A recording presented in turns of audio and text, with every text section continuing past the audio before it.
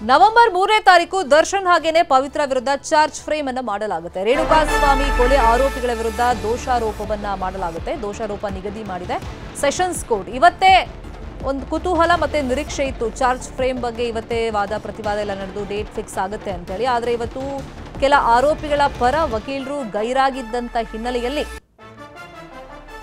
Court ಮುಂದೆ ಒಂದು ಮನವಿಯನ್ನ ಮಾಡಿಕೊಂಡು ಪೋಸ್ಟ್ಪೋನ್ ಮಾಡಬೇಕು ಅಂತ ಹೇಳಿ ಅದರಂತೆ ನವೆಂಬರ್ 3ನೇ ತಾರೀಕಿಗೆ ಡೇಟ್ ಫಿಕ್ಸ್ ಆಗಿದೆ. ಇನ್ನೊಂದು ಕಡೆ ಸೋಷಿಯಲ್ ಮೀಡಿಯಾದಲ್ಲಿ ಒಂದು ಫೋಟೋ ತುಂಬಾ ವೈರಲ್ ಆಗ್ತಾ ಇದೆ. ದರ್ಶನ್ ಹಾಗೂ ಪವಿತ್ರ ಮದುವೆ ಆಗಿದ್ದಾರೆ ಎನ್ನಲಾದಂತಹ ಫೋಟೋಗಳು ವೈರಲ್ ಆಗ್ತಾ ಇದೆ.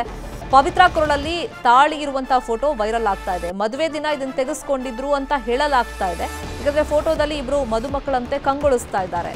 ಸಾಂಪ್ರದಾಯಿಕ ಉಡುಗೆಯಲ್ಲಿದ್ದಾರೆ. ಮದುವೆಯ ಸಾಂಪ್ರದಾಯಿಕ ಉಡುಗೆಯಲ್ಲಿ ಆ ಜೋಡಿ ಇದೆ. ನವೆಂಬರ್ 3ನೇ ತಾರೀಕು ನಟ ದರ್ಶನ್ ಪವಿತ್ರ ವಿರುದ್ಧ ಕೊಲೆ ಕೇಸ್ನ ದೋಷಾರೋಪ ನಿಗದಿಯಾಗಿದೆ. ಜೈಲಿಗೆ ವಕೀಲರ ಭೇಟಿಗೆ ಕೋರ್ಟ್ ಸೂಚನೆಯನ್ನು ಕೂಡ ಇವತ್ತು ಕೊಟ್ಟಿದೆ. ಅದರ ಜೊತೆಯಲ್ಲಿ ಇವತ್ತೇ ಸೋಷಿಯಲ್ ಮೀಡಿಯಾದಲ್ಲಿ ಒಂದು ಫೋಟೋ ಸಿಕ್ಕಾಪಟ್ಟೆ ವೈರಲ್ ಆಗ್ತಿದೆ.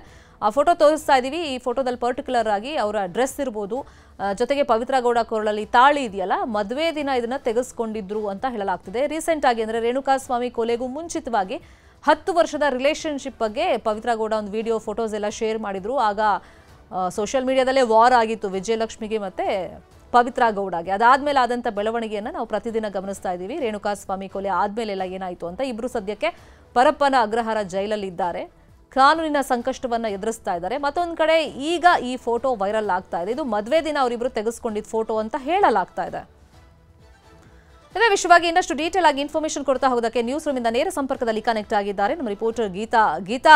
ಒಂದು ಕಡೆ ಚಾರ್ಜ್ ಫ್ರೇಮ್ ನಿಗದಿಗೆ ಕೌಂಟ್ ಡೌನ್ ಶುರುವಾದ್ರೆ, ಮತ್ತೊಂದು ಕಡೆ ಈಗ ಹಳೆಯ ಫೋಟೋ ಒಂದು ಸಿಕ್ಕಾಪಟ್ಟೆ ವೈರಲ್ ಆಗ್ತಾ ಇದೆ. ಸಾಕಷ್ಟು ಚರ್ಚೆಗೂ ಕೂಡ ಕಾರಣವಾಗಿದೆ. ಅಂದ್ರೆ ರೇಣುಕಾಸ್ವಾಮಿ ಕೊಲೆ ಆದಾಗ್ಲೂ ಕೂಡ ಇವರಿಬ್ಬರ ರಿಲೇಶನ್ಶಿಪ್ ಬಗ್ಗೆ ಒಂದು ಪ್ರಶ್ನೆ ಉದ್ಭವವಾಗಿತ್ತು. ಕಾನೂನು ರೀತಿಯಲ್ಲೇ ಕೋರ್ಟ್ನಲ್ಲೇ ಮದುವೆ ಆಗಿದ್ದಾರಾ, ಲಿವಿಂಗ್ ರಿಲೇಶನ್ಶಿಪ್ ಅಲ್ಲಿ ಇದ್ದಾರಾ, ಫ್ರೆಂಡ್ಸಾ ಅಂತ ಹೇಳಿ. ಈಗ ಅದಕ್ಕೊಂದು ಉತ್ತರ ಕೊಡೋ ರೀತಿಯಲ್ಲಿ ಫೋಟೋ ರಿಲೀಸ್ ಆಗಿದೆ. ಯಾವಾಗ ತೆಗೆಸಿರುವಂತಹ ಫೋಟೋ, ಇದಕ್ಕೆ ದರ್ಶನ್ ಸ್ನೇಹಿತರು ಅಥವಾ ಪವಿತ್ರ ಸ್ನೇಹಿತರಿಂದ ಏನಾದರೂ ಮಾಹಿತಿ ಸಿಕ್ಕಿದೆಯಾ? ಖಂಡಿತ ಚಾರ್ಜ್ ಫ್ರೇಮ್ ನಿಗದಿಯಾಗಿದೆ ನವೆಂಬರ್ 3ಕ್ಕೆ. ಸೊ ಇದೆಲ್ಲದರ ನಡುವೆ ಇವರಿಬ್ಬರ ಒಂದು ಫೋಟೋ ಈಗ ವೈರಲ್ ಆಗ್ತಿರುವಂಥದ್ದು. ಈ ಫೋಟೋವನ್ನು ನಾವು ಗಮನಿಸ್ತಾ ಹೋಗೋದಾದ್ರೆ ಅಲ್ಲಿ ದರ್ಶನ್ ರವರಿಗೆ ಕೈ ಪೆಟ್ಟಾಗಿರುವಂತಹ ಒಂದು ಫೋಟೋ ಕೂಡ ಇದೆ. ಆ ಒಂದು ಸಂದರ್ಭದಲ್ಲಿ ಪವಿತ್ರ ಗೌಡ ಅವರು ಅವರಿಗೆ ಊಟ ಮಾಡಿಸ್ತಿರುವಂತಹ ಒಂದು ಫೋಟೋ ಕೂಡ ನಾವು ಅದರಲ್ಲಿ ಗಮನಿಸಬಹುದು. ಸೊ ಮೈಸೂರಿನಲ್ಲಿ ಒಂದು ಸಲ ಅವರಿಗೆ ಕಾರು ಅಪಘಾತ ಆಗುತ್ತೆ. ಆ ಒಂದು ಸಂದರ್ಭದಲ್ಲೂ ಕೂಡ ಅವರ ಜೊತೆಗೆ ಪವಿತ್ರ ಗೌಡ ಇದ್ರು ಅನ್ನುವಂತಹ ಒಂದು ಮಾಹಿತಿ, ಅಂದರೆ ಆ ಒಂದು ವಿಚಾರವೂ ಕೂಡ ಸದ್ದು ಮಾಡುತ್ತೆ. ಇನ್ನು ಒಂದಷ್ಟು ಗಲಾಟೆಗಳಲ್ಲೂ ಕೂಡ ದರ್ಶನ್ ಅವರ ಜೊತೆಗೆ ಪವಿತ್ರ ಗೌಡ ಅವರು ಇದ್ರು ಅನ್ನುವಂಥದ್ದು ಕೂಡ ಚರ್ಚೆ ಆಗುತ್ತೆ. ಇದೆಲ್ಲವನ್ನ ನೋಡಿದಾಗ ಪವಿತ್ರ ಗೌಡ ಅವರು 10 ವರ್ಷದ ಹಿಂದಿನಿಂದಲೂ ಕೂಡ ದರ್ಶನ್ ಅವರ ಜೊತೆಗೆ ಒಂದ್ ರೀತಿ ಅದು ಸ್ನೇಹನ ಅಥವಾ ಪ್ರೀತಿನ, ಅದಕ್ಕೆ ಯಾವುದೇ ರೀತಿ ಒಂದು ಕ್ಲಾರಿಟಿ ಕೂಡ ಕೊಟ್ಟಿಲ್ಲ. ಯಾಕಂತ ಹೇಳಿದ್ರೆ ಅವ್ರ ಕೊಲೆ ಆರೋಪದ ವಿಚಾರವಾಗಿ ಕೋರ್ಟ್ನಲ್ಲೂ ಕೂಡ ಒಮ್ಮೆ ದರ್ಶನ್ ರವರ ಪತ್ನಿ ಅಂತಲೇ ಹೇಳಿದಾಗ ವಿಜಯಲಕ್ಷ್ಮಿ ದರ್ಶನ್ ರವರು ಅದಕ್ಕೆ ಒಂದು ಉತ್ತರವನ್ನ ಕೂಡ ಕೊಟ್ಟಿದ್ರು. ನಾನು ದರ್ಶನ್ ರವರ ಪತ್ನಿ ಅನ್ನುವಂಥದ್ದು, ಅಂದ್ರೆ ವಿಜಯಲಕ್ಷ್ಮಿ ದರ್ಶನ್ ಆದ ನಾನು ದರ್ಶನ್ ರವರ ಪತ್ನಿ ಅನ್ನುವಂಥದ್ದು ಒಂದು ವಿಚಾರ ಕೂಡ ಸುದ್ದಿ ಆಗಿತ್ತು.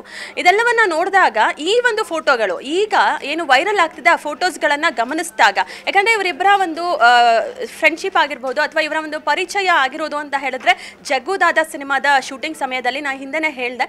ಸೊ ಜಗ್ಗುದಾದ ಶೂಟಿಂಗ್ ಸಮಯದಲ್ಲಿ ಪರಿಚಯವಾದಂತಹ ಅವರಿಬ್ಬರ ಸ್ನೇಹ ಕರೆಕ್ಟ್ ಆಗಿ ಇದು ನವೆಂಬರ್ ತಿಂಗಳ 24ನೇ ತಾರೀಕು ಬಂದಿದ್ದೆ ಆದ್ರೆ ಅದಕ್ಕೆ 12 ವರ್ಷ ತುಂಬುತ್ತೆ. ಯಾಕಂದ್ರೆ ಆ ಒಂದು ಫೋಟೋವನ್ನ ಶೇರ್ ಮಾಡ್ಕೊಳ್ಳೋ ಮೂಲಕ ಪವಿತ್ರ ಗೌಡ ಅವರು ಕೂಡ 2 ವರ್ಷದ ಹಿಂದೆ ಒಂದು ಅಧಿಕೃತವಾಗಿ ನಮ್ಮಿಬ್ಬರ ಈ ಒಂದು ಸ್ನೇಹಕ್ಕೆ ಅಥವಾ ನಮ್ಮಿಬ್ಬರ ಒಂದು ಸಂಬಂಧಕ್ಕೆ 10 ವರ್ಷ ಅನ್ನುವಂತಹ ಸುದ್ದಿಯನ್ನ ಅವರದ್ದೇ ಆದಂತಹ ಸೋಷಿಯಲ್ ಮೀಡಿಯಾದಲ್ಲೂ ಕೂಡ ಹಂಚ್ಕೊಂಡಿರ್ತಾರೆ. ಇದೆಲ್ಲವನ್ನ ಗಮನಿಸಿದಾಗ ಇದು ತುಂಬಾ ಹಳೆಯ ಫೋಟೋ. ಜೊತೆಗೆ ಇವರಿಬ್ಬರು ಮದುವೆ ಆಗಿದ್ರಾ ಇಲ್ಲವಾ ಅನ್ನುವಂಥದ್ದು ಕೂಡ ಸ್ಪಷ್ಟವಾಗಿ ತಿಳಿದಿಲ್ಲ. ಯಾಕಂದ್ರೆ ಈ ಫೋಟೋಸ್ಗಳನ್ನ ನೋಡಿದಾಗ ಅರಶಿನದ ದಾರವನ್ನ ಹಾಕಿರುವಂತಹ ಒಂದು ತಾಳಿಯನ್ನ ನಾವು ಅದರಲ್ಲಿ ಪವಿತ್ರ ಗೌಡ ಅವರ ಕೊರಳಲ್ಲಿ ನೋಡಬಹುದು. ಇನ್ನು ಪವಿತ್ರ ಗೌಡ ಅವರೇ ಹಂಚ್ಕೊಂಡಂತಹ ಫೋಟೋಸ್ಗಳಲ್ಲಿ ಕಾಲಿಗೆ ಅಂದ್ರೆ ಪಾದ ಪೂಜೆ ಮಾಡುವಂತಹ ಒಂದು ಫೋಟೋಗಳನ್ನ ಕೂಡ ಅವರು ಹಂಚ್ಕೊಂಡಿದ್ರು. ಇದೆಲ್ಲವನ್ನ ನೋಡಿದಾಗ ಇವರಿಬ್ಬರದ್ದು ಯಾವ ರೀತಿಯ ಸಂಬಂಧ ಅನ್ನುವಂಥದ್ದನ್ನ ಇವರಿಬ್ಬರ ಕಡೆಯಿಂದನೂ ಕ್ಲಾರಿಟಿ ಇಲ್ಲ. ಬಟ್ ಇದಕ್ಕೆ ಉತ್ತರ ಕೊಡಬೇಕಾದಂಥವರು ಕೂಡ ಮೌನವನ್ನ ವಹಿಸಿರುವಂಥದ್ದು. ಎಲ್ಲೋ ಒಂದು ಕಡೆ ಎಲ್ಲ ವಿಚಾರ ಗೊತ್ತಿದ್ದು ಏನಾದರೂ ಸೈಲೆಂಟ್ ಆಗಿದ್ದಾರಾ, ಅಥವಾ ಮುಂದೆ ಅಂದರೆ ದರ್ಶನ್ ರವರು ಈಗ ಆರೋಪಿಯಾಗಿ ಜೈಲಿನಲ್ಲಿರುವಂತಹ ಸಂದರ್ಭದಲ್ಲಿ ಈ ವಿಚಾರ ಏನಾದರೂ ಬೆಳಕಿಗೆ ಬಂತಂತ ಆಗಿದ್ದೇ ಆದರೆ ಮೊದಲ ಪತ್ನಿ ಇರುವಂತಹ ಸಮಯದಲ್ಲೇ ಇನ್ನೊಂದು ಮದುವೆಯನ್ನ ಆಗಿರುವಂಥದ್ದೇನಾದರೂ ದರ್ಶನ್ ರವರ ಈ ಒಂದು ವಿಚಾರದಲ್ಲೂ ಕೂಡ ಒಂದಷ್ಟು ಪ್ರಾಬ್ಲಮ್ನ ಕ್ರಿಯೇಟ್ ಮಾಡಬಹುದಾ ಅನ್ನುವಂತಹ ಸಂಶಯವನ್ನ ಕೂಡ ಹುಟ್ಟಿಸುತ್ತೆ ಶರ್ಮಿತಾ. ಫಾಲೋ ಅಪ್ ಮಾಡೋಣ ಏನಾಗುತ್ತೆ ಮುಂದೆ. Thank you Geetha.